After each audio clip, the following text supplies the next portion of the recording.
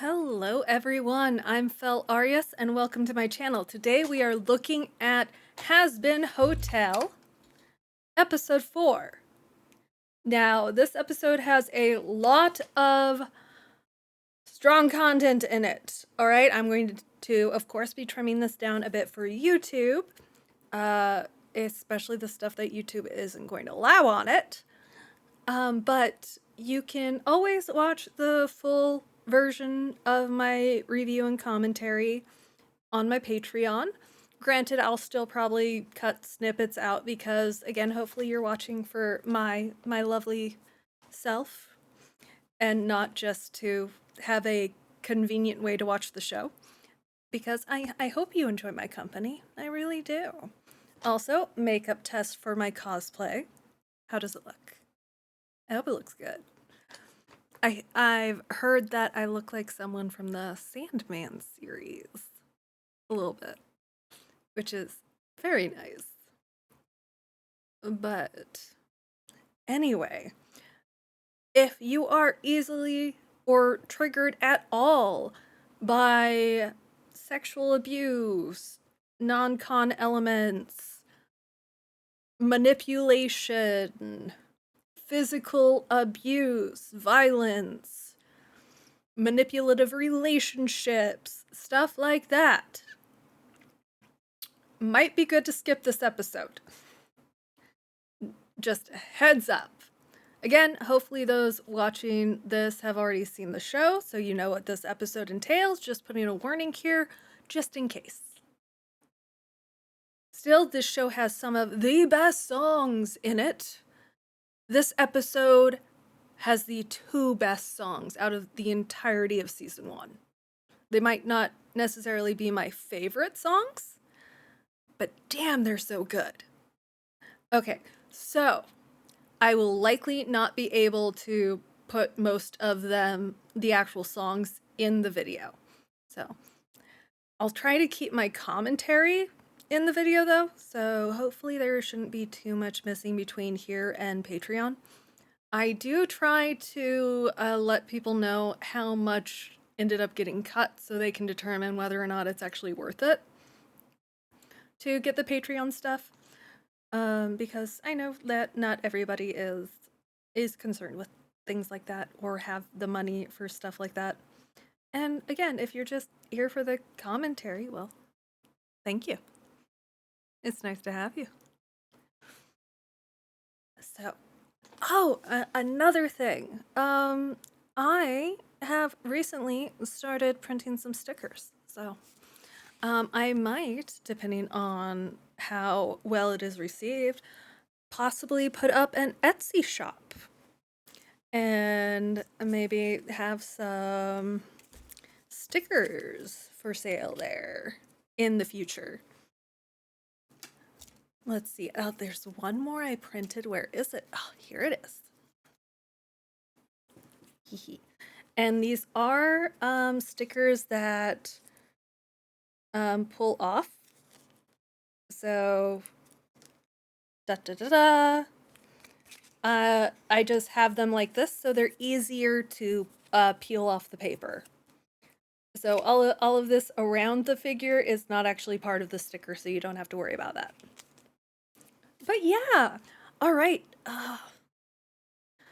This episode is really heavy, but let's get into it.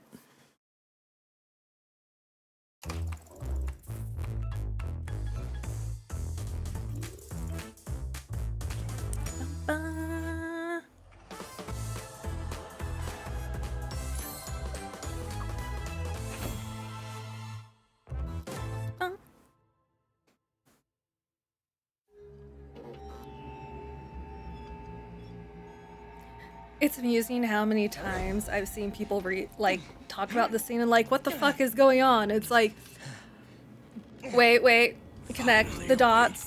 Angels. Yeah.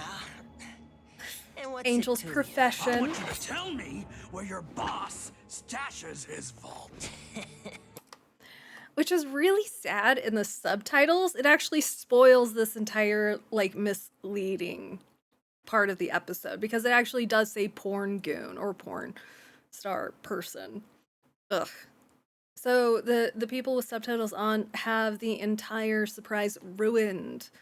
I mean, it only lasts like for a few minutes, but it's still kind of funny. It's hilarious you think I'd tell you anything. Fine. I guess I'll just have to fuck the information out of you.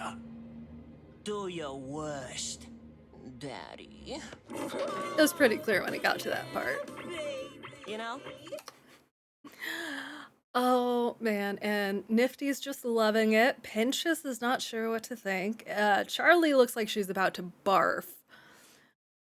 Vaggie is surprisingly concentrating, like focused on this. Not sure, like, how to phrase what Vaggie's expression is serving right now. Distaste, a lot of distaste, but still enough stomach to actually watch it when, as we can see, Charlie and Pinchus are not really into it. This performance won me a sexy award. It's, very honest. Oh. Ew. Okay, enough of that. Angel, what the fuck? What? You said it was show and tell day. I'm showing you my best film, and I'm telling you that it scored me a win over that bitch Tiffany Titfucker. You know. Like, I've got a question. No, never mind. I don't. I'm not going to question that. Convincing interrogation scene. All right, dickhead. What makes you think you have any right to insult my work to my fucking face? You really gonna sit there and act like these scripts ain't hot garbage? Fuck you. This is classy art. Talk about eating ass. Bullshit. You get drunk and bitch about them all the time. Everyone likes to bitch to the bartender. I know everything about you and these motherfuckers at this point. That one is an insecure buffoon whose lonely ass watches you idiots sleep. Princess is a bleeding heart who wants to solve everybody else's problems except her own. What? No, what? Yeah, This yeah. one judges everyone and everything because she hates herself. Yep. Oh, I wonder why. And Nifty? Yeah. You don't even want to know what her deal is. Why don't you just crawl back to whatever caves you came from, porn critic? How do the sunglasses stay on? I guess he does have the little bump of a, like, muzzle. So they're probably just balanced on that. But Husker is so offended at being called a porn critic. Angel, you can't leave yet. Stop. I know you want to fix everything, but unless you can fix my boss, there's nothing you can do. And there's the mistake, Why is like, this so hard? why mention What am your I doing boss? wrong? I don't know. Command a little more authority. But that's Respect my authority. Every time Vaggie says that's the only thing I can think of. At the same time, it's very interesting that Vaggie is doing... Toby, I'm trying to do a commentary video, hon. Come here. Come here. You can come under the desk. Yes. Okay, good boy. Sorry about that. But Vaggie is trying her best to encourage her girlfriend and try to find solutions to problems that aren't really her place to find solutions to, if that makes sense. So she's trying in a way to give Charlie something to do in order to fix the thing Charlie wants to fix, without actually considering if it's possible for Charlie to fix this thing in the first place. So she's kind of giving Charlie advice blind, because she doesn't know Angel's situation. Nobody really knows Angel's situation for the most part. I mean, Husker only knows that Angel bitches about Valentino. So who knows how much they actually know about the way he's treated and everything at the studio. I am the princess of Hell, Angel, and I go where I please. The fact that Valentino doesn't hear any of this is absolutely mind-boggling to me. especially with Charlie shouting this part. At least it sounds like she's at least raising her voice a little bit. But yeah, her emphasizing that she's the princess of hell and goes where she pleases is definitely not a great way to start with how naive she is. Yeah. She honestly has absolutely no idea what kind of fucking situation she's walked in on. And she is so unprepared. I'm here to get you some time off for the hotel. Now, where's your boss? Oh, no. Like, Charlie consistently bypasses the boundaries of people around her. We see this in basically almost every episode. We see it with Vaggie in episode 3. We see it kind of with Pinchas in episode 2 a little bit.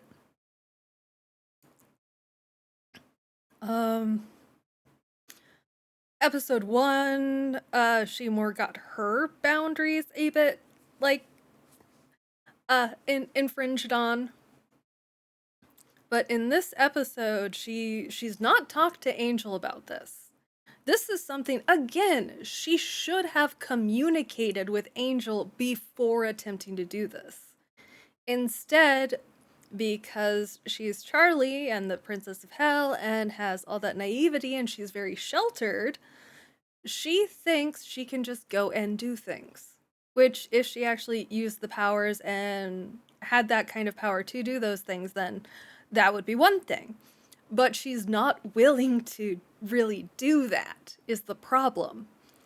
And also, as she said, it would be very mean of her to do that because it would kind of cause a bit of more imbalance between, say, the ruling class and the sinners, because she is the princess. So it would cause more of a rift between her and the people that she wants to help, which is incredibly interesting and fun thing to think about. Because, again, she always wants to help. That's why she's here, because she thinks that, oh, hey, Valentino will be able to understand. If I tell him that I would really like Angel to spend some time, he'll definitely be an understanding boss. And for those of you who have worked in any retail industry, in fact, most people who have had a minimum wage job know what kind of boss Valentino is. So, this would not be acceptable on Earth, let alone in hell.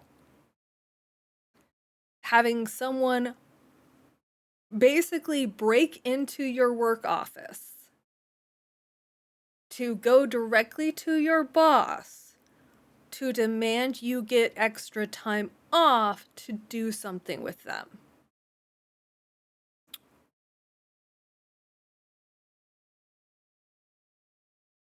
Not exactly professional behavior. Now, granted, Valentino is a giant piece of shit, and we love to hate him for that. But we need to recognize what he does is bad. He is a bad person. The voice actor is not, as far as I know.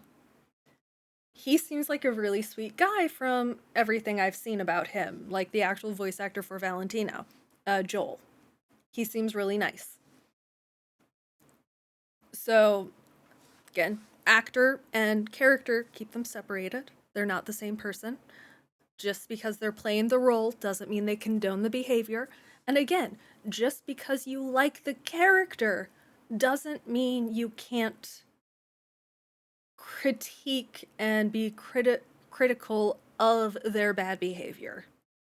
So we just have to accept the fact that sometimes our favorite characters do bad things. And, like, my favorite character is Alistair. Granted, he has not done too many bad things in season 1 in comparison.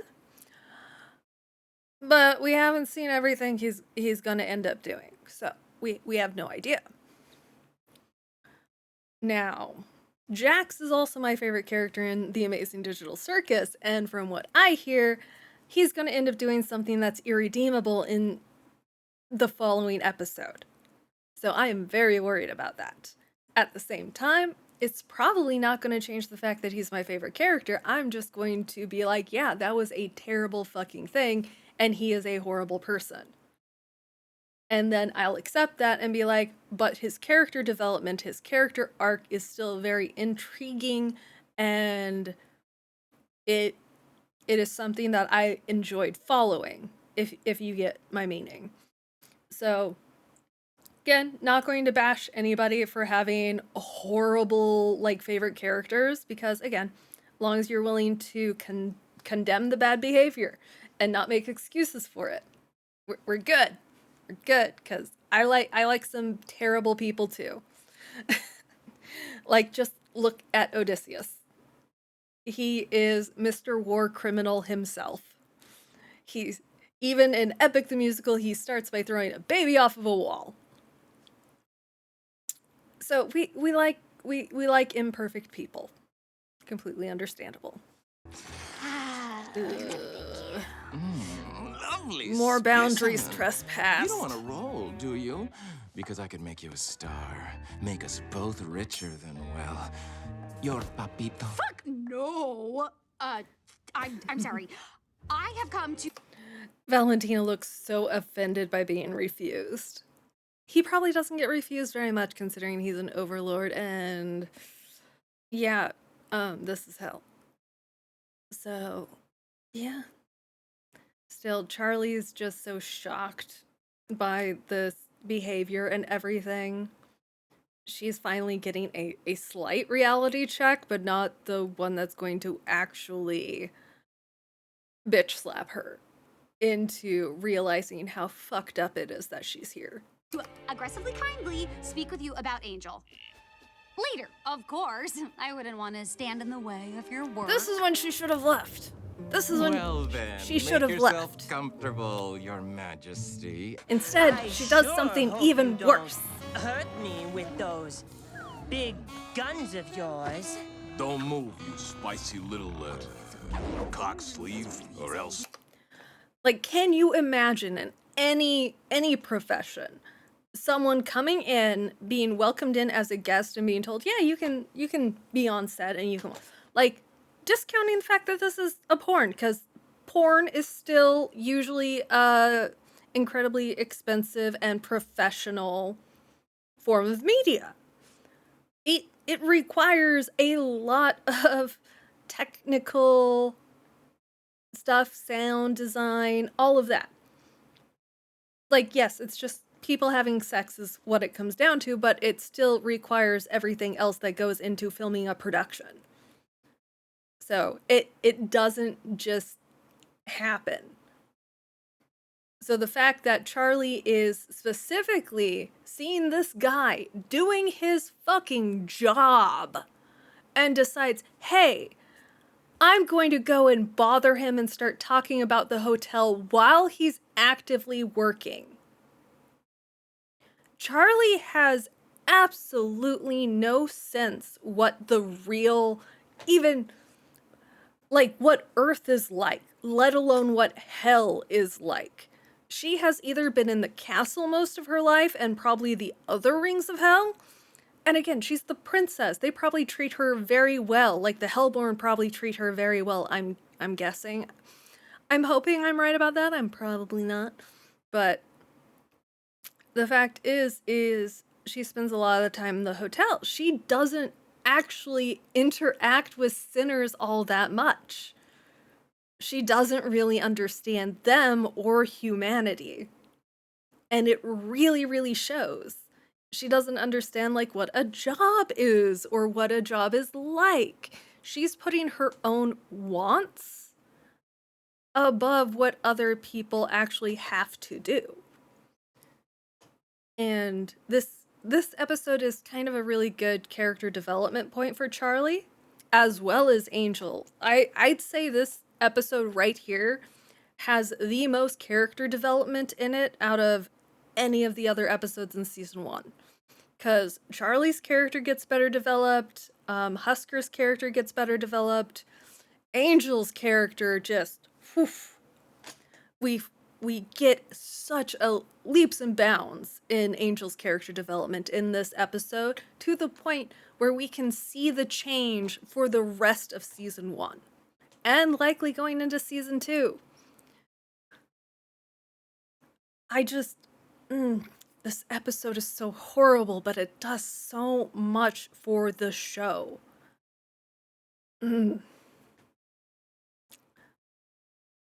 Like, there's a reason why I might warn people about this episode, but I'm like, but we still need to watch it. Like, we can skip over these parts, but we need to watch it, and I will just tell you what happened. Because I do know some people that these sort of subjects are a bit touchy for them, so we skip around a bit.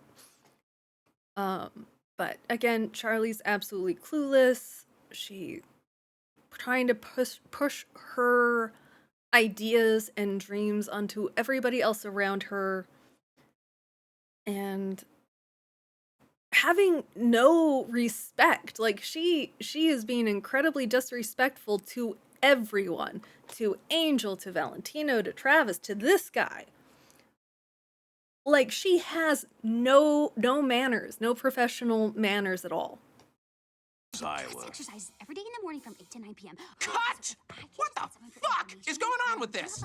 Oh, I'm sorry. Were we too loud? Yes! I was just telling him about Yes, the you Hazbin fucking Hotel. were! Not at all, princess. It doesn't bother me one bit.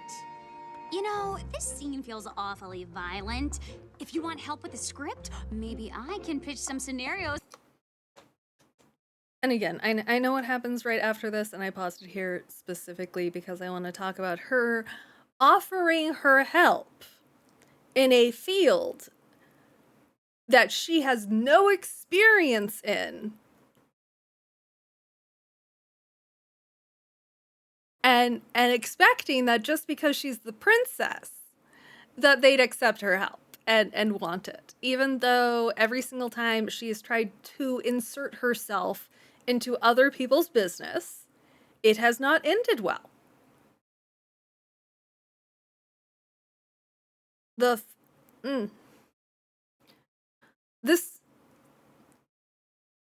They have stated that there's a point in season 2 where we will be very upset with something Charlie does.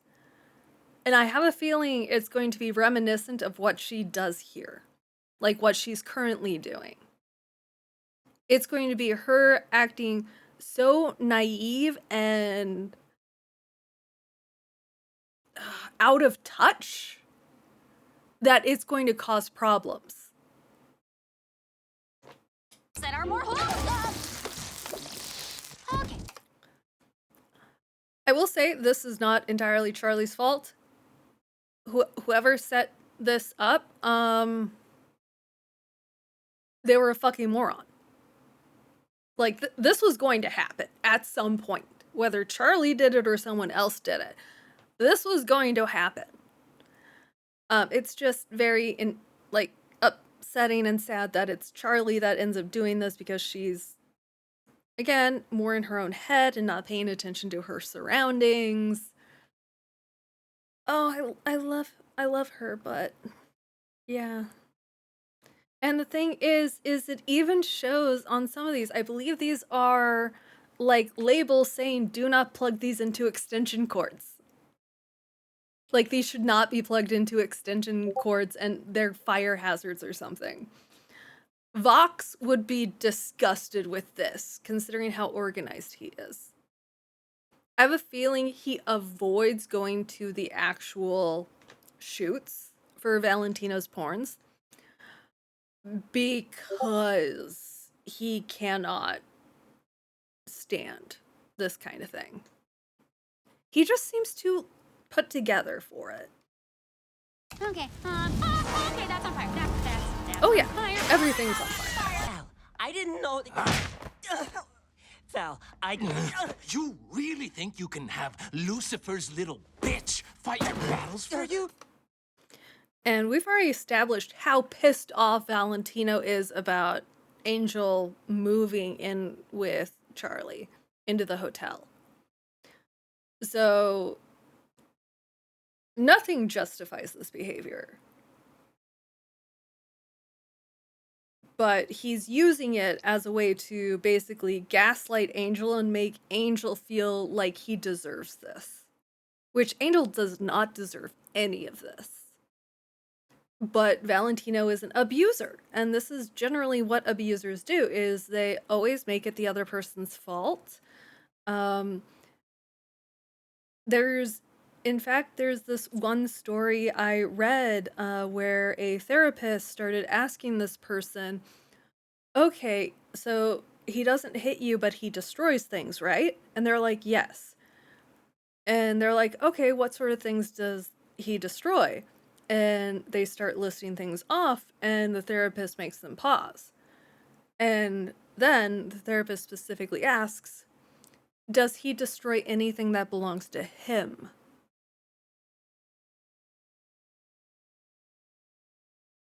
And then the person pauses and thinks and realizes that these outrageous bursts, these tantrums of the abuser, have been more controlled than they initially thought, because they were only destroying the victim's property.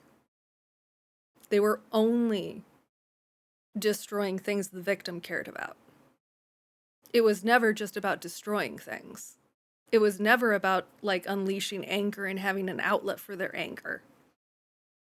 Because if that was true, then they wouldn't have cared who the stuff belonged to, they would have just destroyed it. The fact that it was targeting items the victim cared about and not just anything close, yeah. But Valentino is just trying to warp this and keep Angel on a leash, even though he has him under contract. There is so much emotional manipulation here, and Valentino using how scared Angel is of him to heavily imply, like, the way he's addressing Charlie really makes it seem like Valentino gives no shits about Charlie, which he probably doesn't, but he knows Angel cares about Charlie. So he doesn't want to be the person that has to tell the Princess of Hell to leave. So he does, again, what an abuser does, and makes it the victim's problem. Now, please, I'm sorry You bring her here to protect you? To fuck with me? You... Yep, you bring her here to protect you, to fuck with me.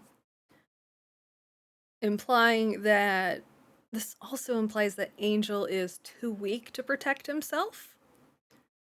So, Valentino is hitting on so many, like, things people would pick up subconsciously. Like, you might not notice it at first, because there are these little insults and stuff that you always don't really clock until you start thinking about it. And he's just... He's written very well, and it is shown very clearly that this is unacceptable behavior, that this is fucking terrible behavior, and that this should not be tolerated. Which, like, it's... I'm just glad that the show doesn't shy away from showing how awful some of this stuff can be, because it can be so much worse than even this. But it doesn't glorify it. It doesn't make it pretty. It doesn't make something that people want to do. It really shows it as, oh hey, we should hate this person. This person's a bad guy. Even if they're in hell, this person is really bad. Think she can get you out of work? No. Oh, and no, he that's not gropes what I'm trying to Angel do. while he has him No. pinned down. You know she can't do anything. I own you. Or have you forgotten that? No. When I say come, you say... Yeah, for those of you who didn't know, Angel's real name is Anthony. I'll tell her to leave. Just don't hurt her. And it really shows the fact that Angel's willing to stand up for Charlie and try to protect her, but just gives up and accepts his fate when it's his circumstances. Have killed bitches for less than this attitude you're giving me. You're lucky you make me money. Now you're gonna go get rid of her, and then you're filming all night. Get me? Yes, Val. Good. Oh, fun little animation thing. Val's smoke All right, always get forms your hearts asses as it's back going on up. set, and we are taking this from the top. What makes you think you can treat him like that? And just the smug fucking look on Valentino's face. Because he knows he doesn't have to do anything. He knows that to protect Charlie, Angel's going to step in to get between them. Because Angel's so scared of Valentino, he doesn't take into account the fact that Charlie is the Princess of Hell. I really don't think Valentino would be able to do anything to Charlie without getting incredibly horrible repercussions for it. Which is what's going to make season 2 so very interesting with how they're going to be fucking with the hotel. Charlie, just stop. Angel, what are you talking about? Charlie, leave.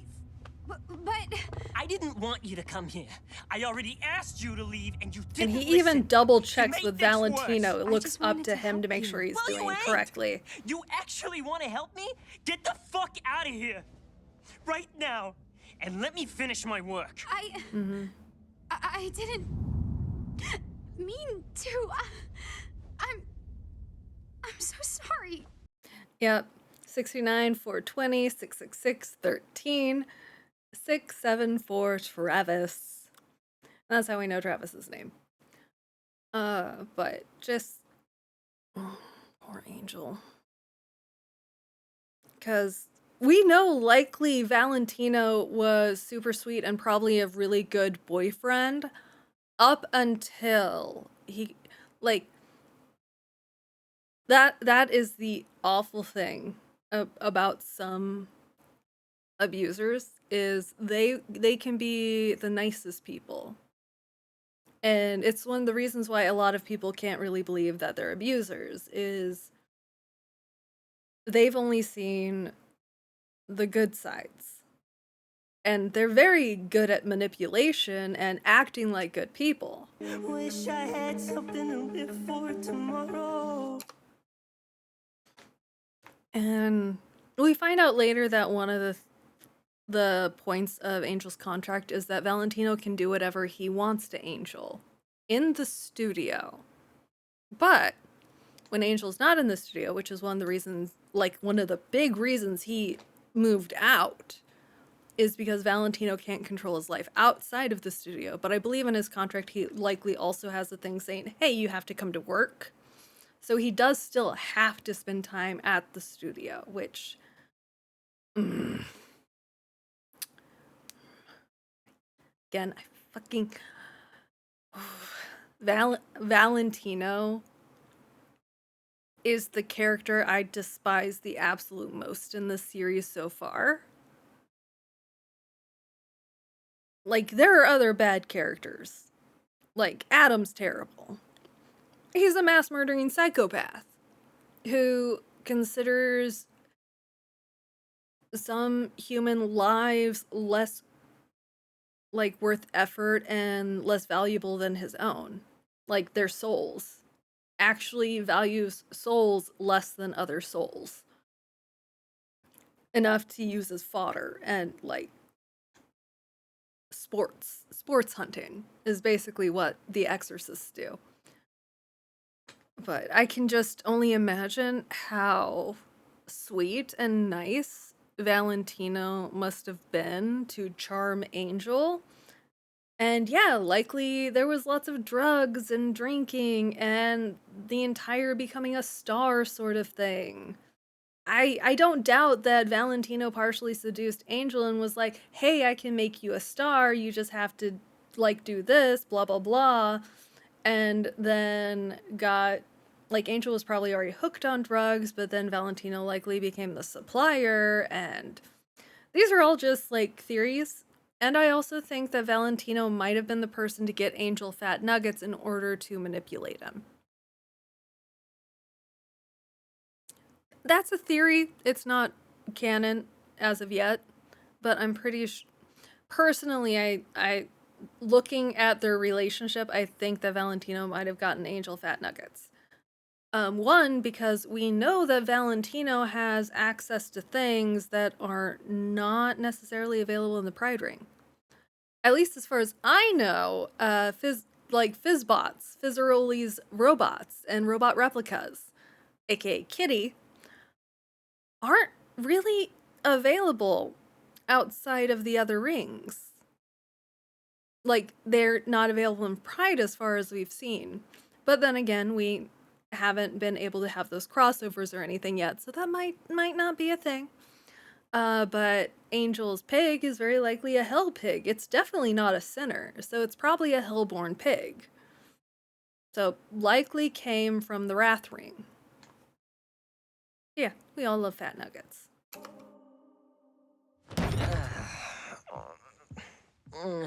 Just Charlie trying to... I need a drink.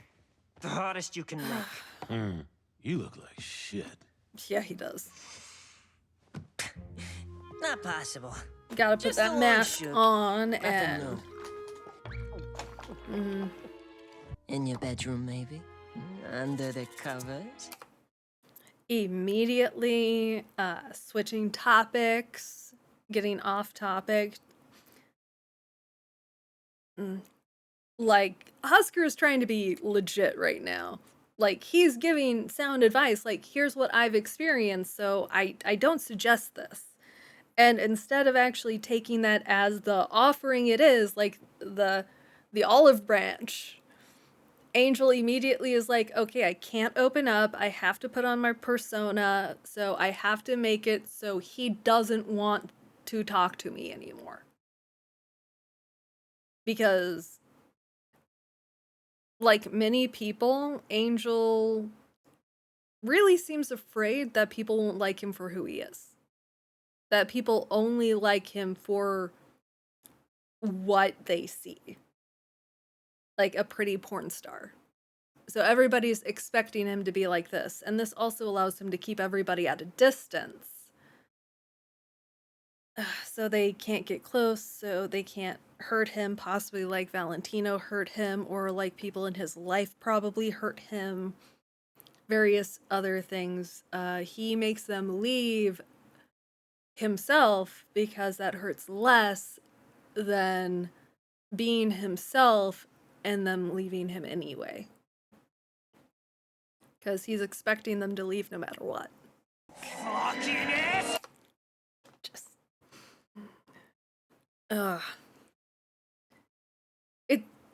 It really makes sense when we learn that Husker is an overlord, why he's absolutely like, okay, this sinner, this person who died young up like on Earth, this guy who has definitely made mistakes and everything and is a younger sinner, because I'm pretty sure Husker's a lot older than Angel. And he's just like, oh, this kid needs a reality check. And he isn't scared of Angel at all. And I mean, not many people would be, even though they should be. Because Angel is not really a person to be messed with. You done? You know But, what? I mean, Husker's You not would your be average fucking sinner. lucky to get a chance to fuck me. You know how many people would kill to have angel dust come onto them? Referring to himself in third person, putting distance between himself and what he's talking about. Again, difference between him and his persona in a way. At least that's how I observe the writing. It's such oh, it is such a good way to write a person that is just on a downward spiral, who doesn't see their worth in themselves, but just in what they can bring to others. What did you do? Made him a drink. Oh, I mean, no. not technically wrong. He looked really upset. It's just Angel. He'll be fine. He'll be fine. I'm not so sure. I really messed up at the studio today. You and did. he You got- fucking did. I pushed too hard earlier, and I only made things worse. At least she realizes it. And this was a very good learning opportunity for Charlie, which I really hope we see more improvement on her character and more disillusionment about how things actually work in hell in season 2.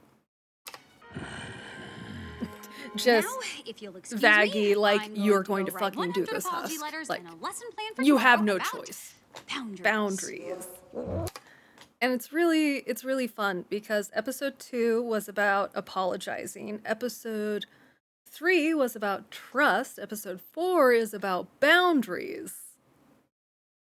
So we actually get it's insane because we actually do get morals in each episode about things that would make a person a better person. Like being able to admit when you were wrong, being able to trust somebody and learn how to trust somebody and be able to be trusted by someone else. And how not to infringe on boundaries and how to set boundaries. We get Charlie breaking Angel's boundaries. Up to this point, we get Angel, like from the pilot, we see Angel Dust breaking Husk's boundaries and going against them.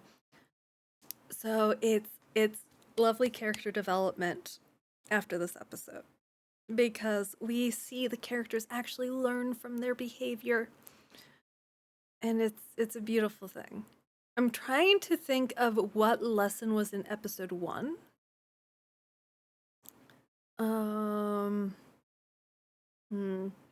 Episode 1 might have just been that angels are douchebags. At least the Exorcist ones. At least Adam and Lute.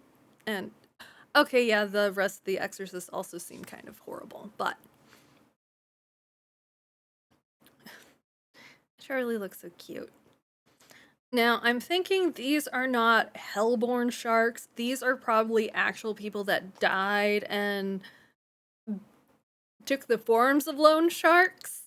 It's a bit confusing considering we do have shark-themed Hellborn, but we also have shark-themed sinners. At least I believe they're sinners. As far as I know, all the shark people could also be Hellborn, but I think we see some of these people attack the hotel later in the next episode. I'll try to keep my eye out for them just in case. And, like, doesn't even try to hide it. I believe that's probably the love potion that Velvet makes. Here you go, darling. You think I asked for it? I don't ask for any of this shit. Take notes! Just because someone exists and expresses themselves does not mean they are asking for anything bad to happen to them. Unless they're, saying specifically stuff that harms other people. See, as soon as you break that social contract, because be tolerant, but don't tolerate intolerance.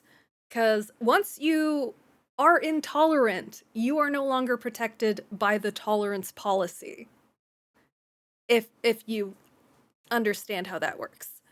Because if you wish for the death, the harm, or anything just based on something you disapprove of in a person and all of that, then and that they shouldn't exist whatsoever, because of who they are, then you're not protected by tolerance anymore. Like, if you hate them for their sexual identity, their race, their gender, any of that. Like, if you're not willing to be tolerant of other people, then you automatically, like, just people existing, then you're not going to be tolerated. I hate to say it, but really I don't, because it seems to be a very hard thing for people to comprehend. If your entire thing that you're asking for tolerance for is the fact that you want people to die, you're not getting tolerance. That is a fucking awful thing. All right? People do not have to be tolerant of the intolerance. So, by being intolerant, you are voiding that social contract. Anyway, got off on a tangent there for a bit. But Husker, again, he's shown that he hasn't really opened up to Angel either. I've talked about this in other videos, how he hasn't shown any signs that he wants to get to know Angel better. He hasn't bothered with really anything or opening up to anyone else. And it's hard for people to be their true selves with people who are obviously uncaring. And the fact that he doesn't know that Angel's been through all of this, and yeah, it just shows a lot. And Husker, again, love this episode for the character development, because Husker's own arc just skyrockets here. Not as much as Angel does, but it's still really... You think after how you treated me, I'm gonna open up to you? Please. I mean, valid criticism. But at the same time, anytime Husker did try to learn more about Angel and get him to open up, Angel would sexually harass him. So... This is my escape! And just Husker realizing that he read the situation wrong. That even though he thinks he's so smart and that he knows people so well, that he might have fucked up a bit. Just look at that face. He's honestly worried and realizing, hey, this is bad. This is not a good thing. If I end up broken, I won't be his favorite toy anymore. And again, I'm like gonna talk about animation here for a bit, because we've been talking about emotion and character stuff for a bit. The only movement we really get is Husker's eyes blinking and his eyebrows moving with the blink. So still have him in the background, still looking caring, but just with that minimum amount of movement, we can still see an active background going, and that Husker is paying attention. Even if they're not making any other part of him move, like this is probably reused even from, yeah, this is the same exact animation from a bit ago, so they probably just are reusing the same frames in this shot. And they just put Angel on top of it. And then we get the changes. And the unfortunate thing, again, if you're in a relationship like this, no matter how wrecked you become, no matter how much you ruin yourself, that's kind of what the abuser wants, usually. They don't want someone who's functional. They want people who are broken. Because people who are broken are easier to manipulate and easier to maintain control over, and less likely to retaliate. And can we appreciate the fact that Husker used to be super suave? Like, he used to care about his appearance enough that he wore a full-on suit and actually did his hair.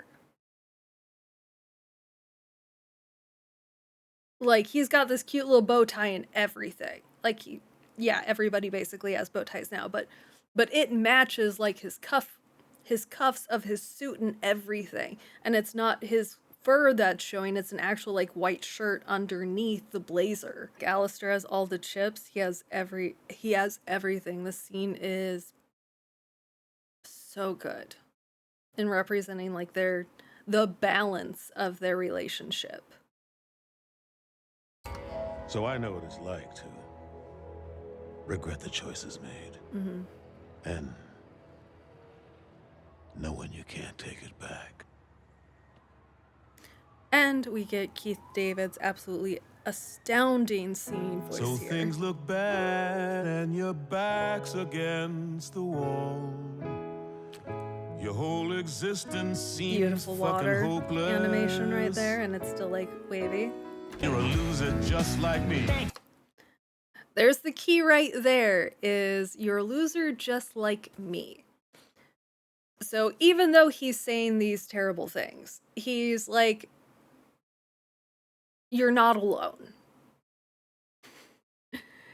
Is what he's really trying to tell Angel. He's doing it in a very shitty way, at least here at the start.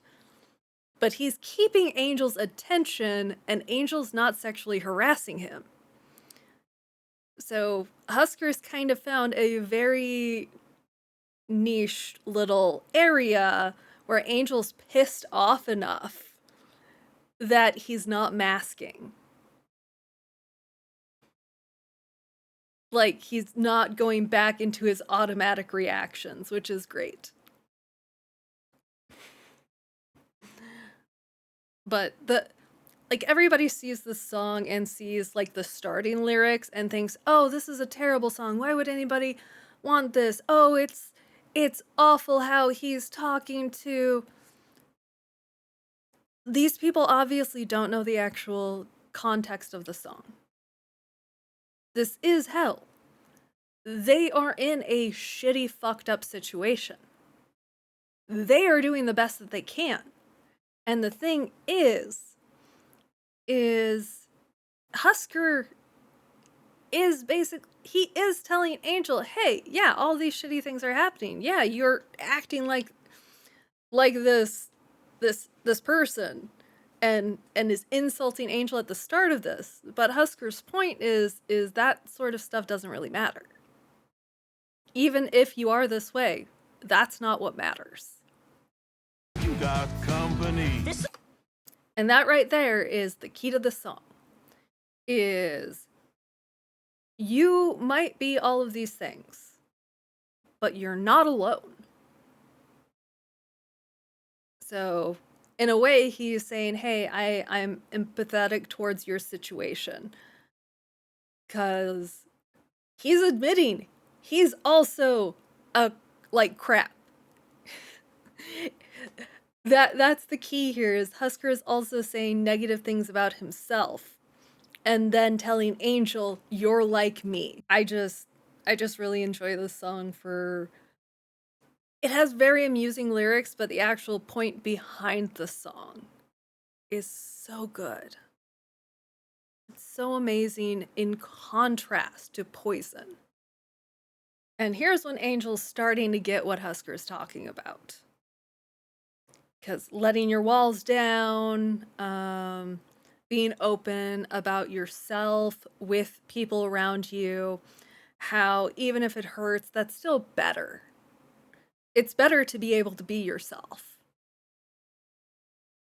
Because you're going to find the people that like you that way. Now, granted, not everybody is going to like everybody. You can't please everybody.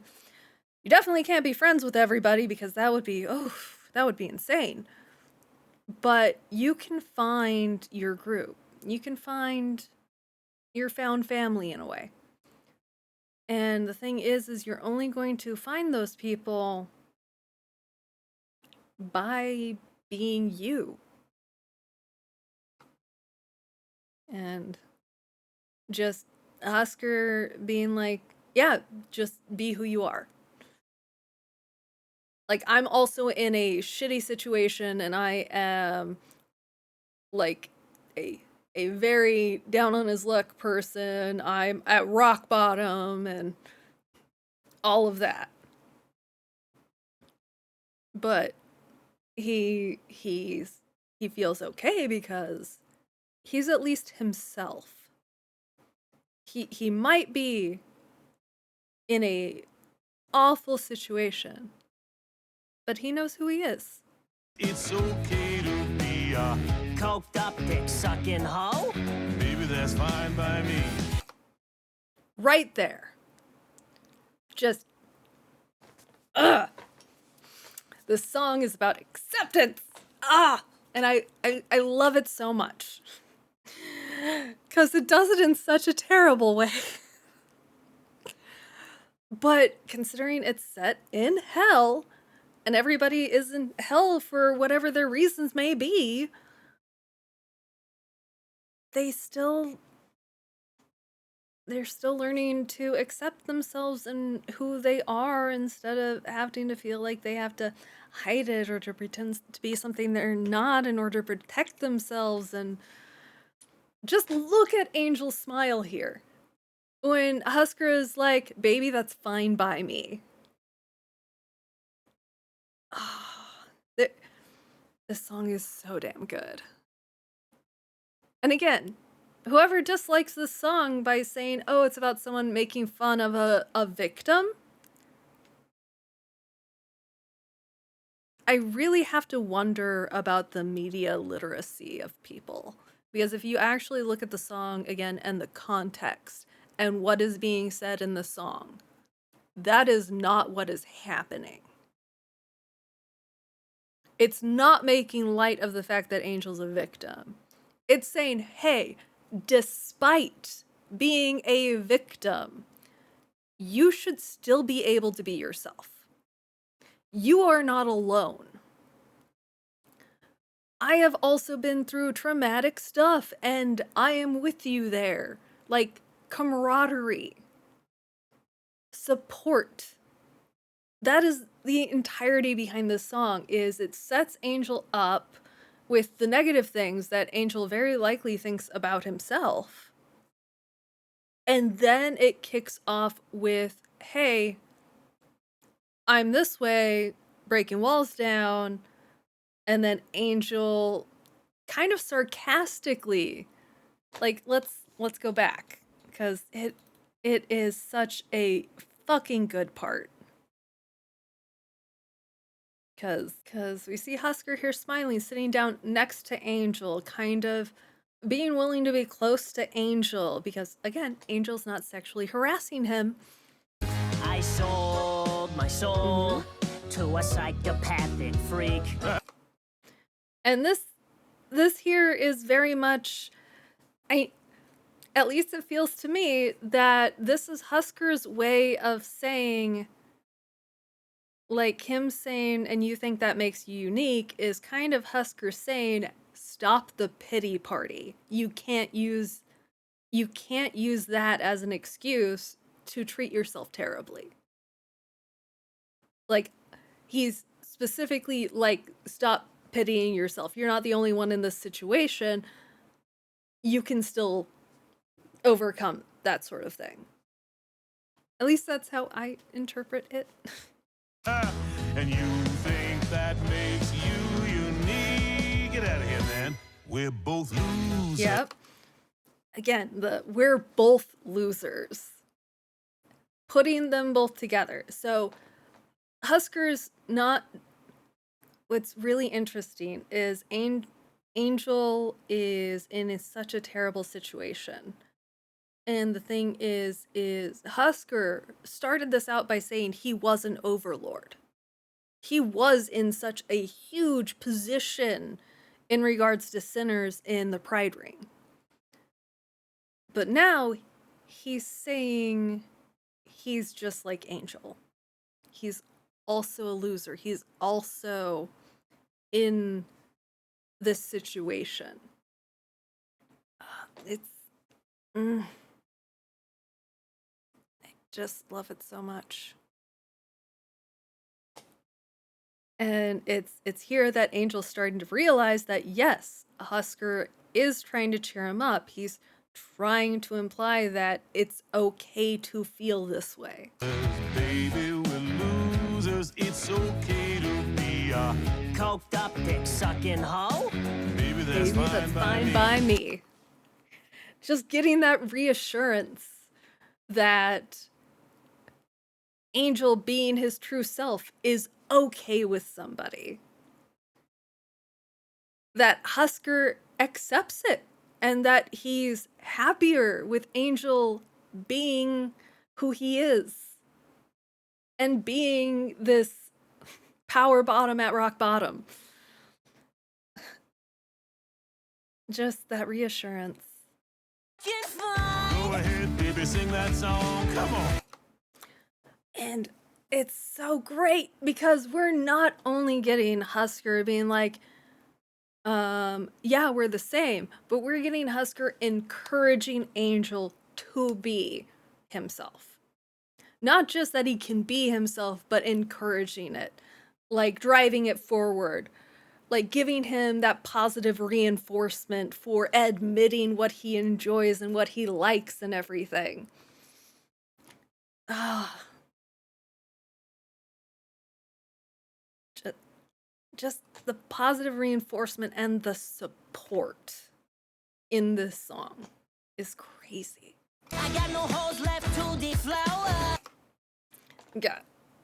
All of these things that basically people call angel dust, like dope fiend, freak, slut, problematic. Some of these I'm not going to say for YouTube's sake, but and this part's probably going to be edited out. But the thing is again, like, it's not. He enjoys having sex and doing drugs. And granted, doing drugs is not the best thing, but really, he's in hell.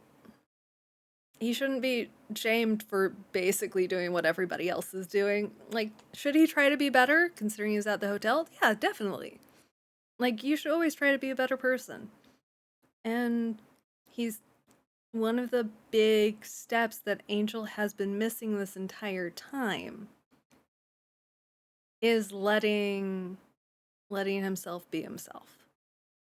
But yeah, low roller, shark, cheat, big loser, grifter, no ball swindler, loser, sellout, broke, fraud.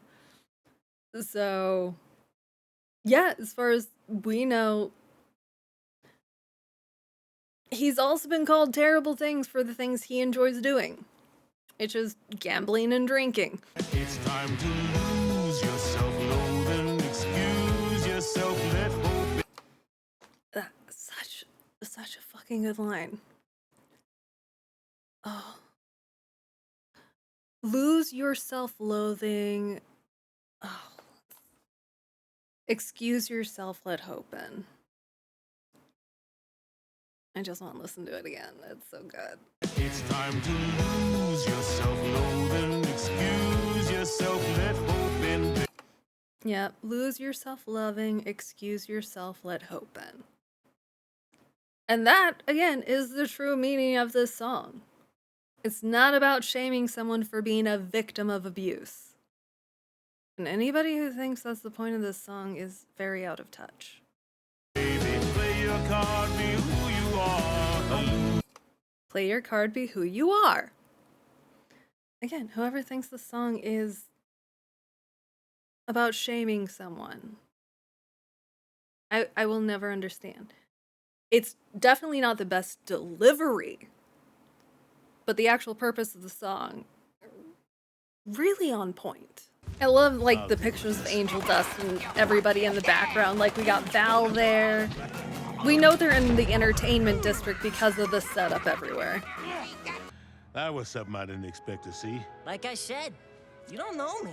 Sex ain't the only thing I'm good at. Good to know. Because this guy ain't half bad.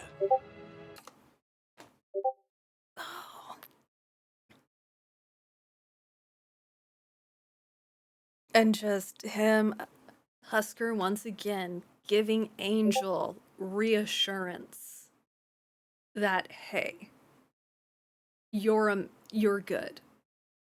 Like, you being you, I accept that. I like that. I like you being you. It's so it's so fucking sweet. Oh my god. And this is the guy you gotta take orders from? Yeah, Husk. At least Alistair knows basic math. I know. What a Oh, and we get all of Charlie's notes and everything, her writing, Angel Dust. I'm sorry. I am so sorry. Boundaries, Angel. Angel, just wanting to let you know. No, wait. Just, I'm guessing that's supposed to be wanting. Just wanting I think that's supposed to be this, to let you, who knows, but Charlie drawing herself crying and everything. But we don't know how late it is, so Charlie's literally been up doing all of this instead of sleeping. Ever. Charlie. ever. It's fine. I get it. Oh god, Angel Dust is so cute. Thanks for caring about me.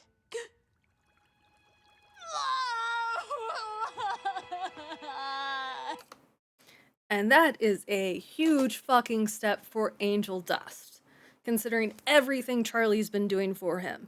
Even if she fucked up this one time, she's been giving him a free place to stay, a safe place to live.